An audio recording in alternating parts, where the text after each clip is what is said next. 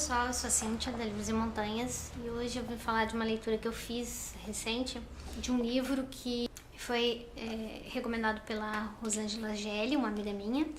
Ela falou desse livro que chama Vida de Pedra, da A.P. Marian. Infelizmente eu não tenho a mínima ideia quem seja essa autora, eu sei que é uma mulher, não sei se ela era escaladora, se ela só era escritora, se ela fazia alguma parte de algum clube. Não consegui encontrar nenhuma referência sobre ela, mas ela escreveu esse livro aqui, tem fotinho na capa e na contracapa. É um livro que foi escrito foi editado em 1971 pela editora Laudes S.A. aqui no Rio de Janeiro. É um livro bem simples, não tem nem aquelas observações que tem aqui e tal. Então eu acredito que foi um trabalho bem autoral, né?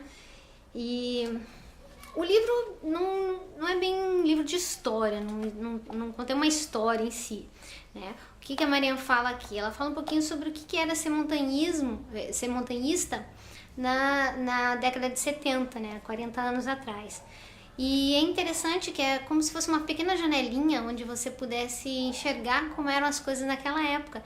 E interessante também descobrir que muitas das situações que se vivem naquela época ainda se vivem hoje em dia.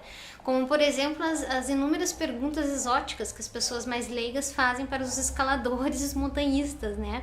Então, mesmo naquela época, toda vez que se falava assim, eu vou fazer escalada, ou eu sou escaladora, as pessoas arregalavam o olhão assim, nossa, mas você não tem medo? Mas não é perigoso?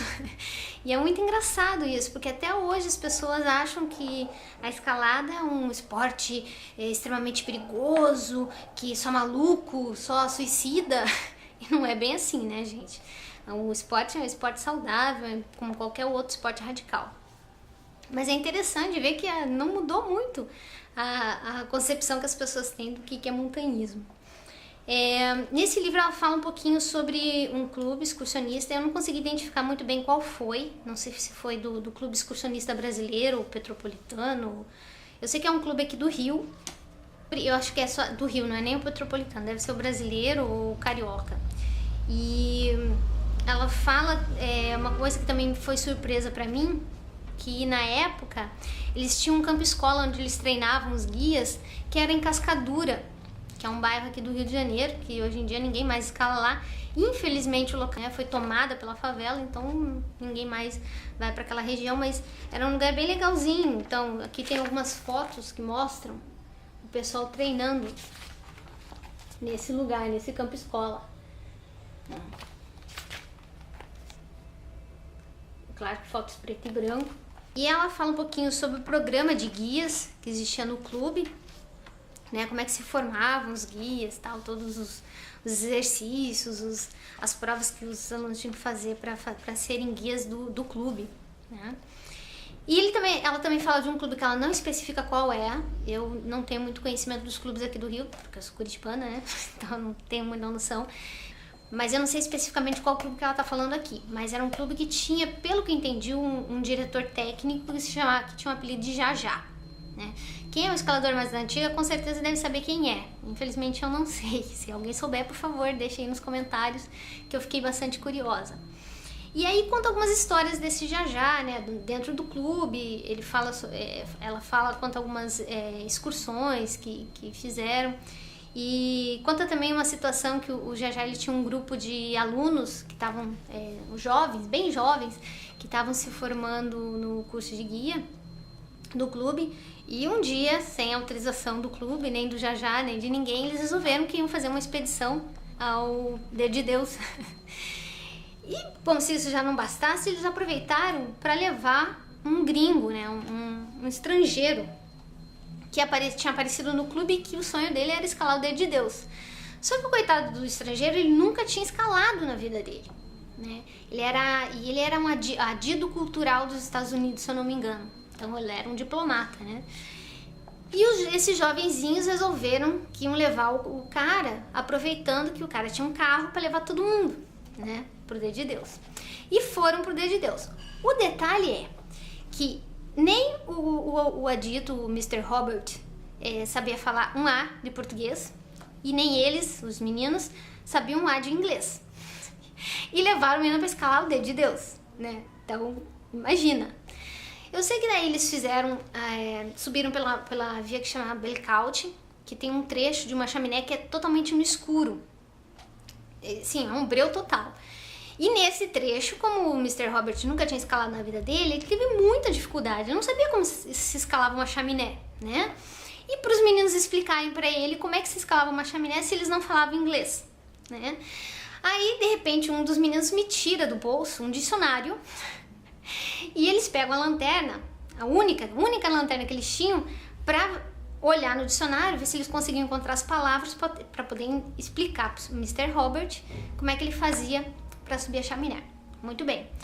O problema é que eles demoraram muitas horas para conseguirem, e no final das contas, acabaram que rebocaram o Mr. Robert lá para cima e ele conseguiu chegar no cume do dedo de Deus, né? Toda a dificuldade. Só que como eles gastaram muito tempo nesse trecho da chaminé, na hora quando eles foram descer pelo outro caminho, quando chegaram a um determinado ponto, escureceu completamente. E eles só tinham uma lanterna e a lanterna estava quase acabando as pilhas, porque eles tinham usado a lanterna na chaminé. E aí, resultado, eles tiveram que bivacar no meio da trilha do dedo de Deus. E aí os meninos ficaram extremamente preocupados e arrependidos pela falta de noção que eles tiveram. Por quê? Era para eles terem voltado no mesmo dia, né? E eles não voltaram.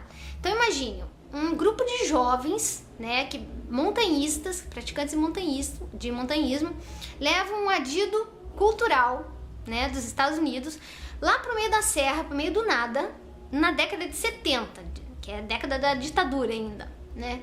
Então imagina o que esses meninos começaram a pensar, né?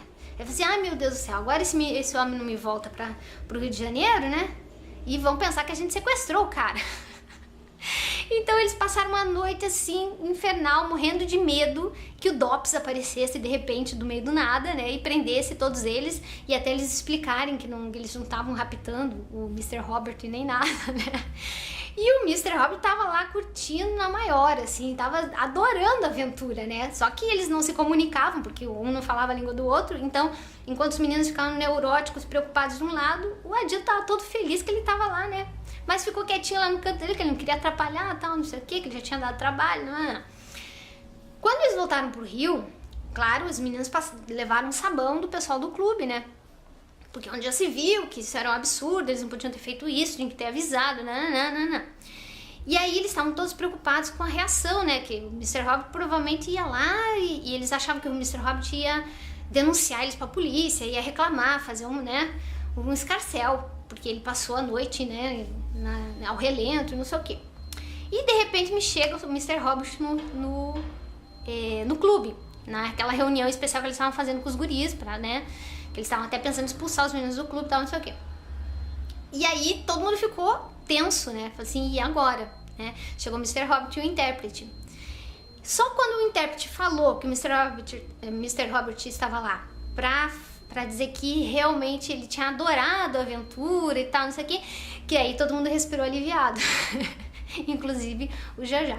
Então o livro conta essas pequenas histórias assim. Teve outras histórias também na travessia Petrópolis-Teresópolis, outra história que ele tinha que fazer o curso de guia e não tinha um médico para o dia do curso. Então vai contando esses pequenos retalhos assim da vida em clube. Então o livro é só isso, não tem uma história de começo, meio e fim, mas dá uma janelinha para um tempo lá atrás, 40 anos atrás, como é que era o montanhismo. E o livro finaliza com a história da conquista do Dedo de Deus. O Dedo de Deus foi conquistado em 1912. O mais interessante dessa história foi que alguns estrangeiros tentaram fazer o Dedo de Deus e não conseguiram. E quando eles voltaram, eles disseram assim, bom, se nós, europeus, que temos toda a tecnologia para escalada, não sei o que, não conseguimos conquistar o Dedo de Deus, ninguém nesse país vai conseguir. E isso mexeu com os brios dos brasileiros, né? E alguns terosopolitanos, inclusive um que era ferreiro, ele fazia os próprios grampos da escalada. Eles foram lá e conquistaram o Dedo de Deus. Então é uma história bem interessante. Então é só para vocês terem uma ideia. É um livro que tá fora de edição, tá? Eu comprei ele na estante virtual. Foi o único lugar que eu achei, bem baratinho, tá? Mas é uma curiosidade. Para quem gosta de montanhismo, é uma curiosidade histórica. E é isso. Grande beijo.